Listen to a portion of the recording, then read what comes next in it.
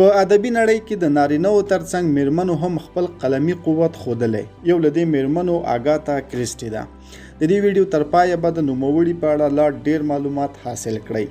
د نړۍ په ښځینه لیکوالو کې د نوموړي په څېر ډېرې کمې میرمنې پیدا کیږي چې هومره شهرت ترلاسه کړي. بشپړ نوم یې آګاتا کریسټي دی.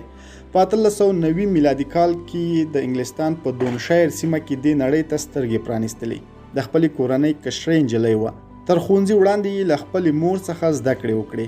آګاتا په دې اړه ویلي، له خپلې مور څخه مې په کور کې رنګارنګ کارونه، اشپزي او نور درسونه زده کړل.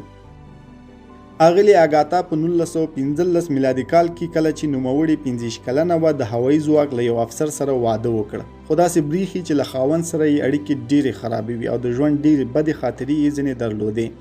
د خپل ژوند د بدو خاطرو په اړه لیکي. په 1926 میلادي کال کې مې خپله مور له لاسه ورکړه. په همدې کال بله ښځه زما پر میړه مینه شوه. له همدې امله مې د خاوند کور د تل لپاره پرېښود. د تېښتې پر مهال د رواني نارامۍ له کبله مې ټکر وکړه. همدې ټکر راته د میریګیانو ناروغي هم پیدا کړه. له دې ستونزو وروسته نوموړي د آکسفورډ پوهنتون له استاد سره واده کوي او له خپلې دې اړیکې ډېره راضي ښکاري. آګاتا د پولیسي ناولونو په لیکلو کې ځانګړی استعداد درلود، نو ځکه خو د جنایت ملکه یعنی کوین آف کرایم لقب ورکړل شو. اغلې آګاتا د خپل بریالي ادبي ژوند په بهیر کې 88 پولیسي ناولونه، 19 ډرامې او یو شمېر شعرونه ولیکل.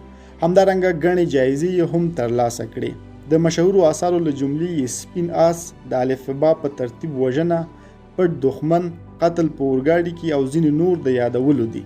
نوموړي له کامیاب ادبي ژوند وروسته په 1986 میلادي کال کې د 80 کلونو په عمر له دې نړۍ سترګې پټې کړې.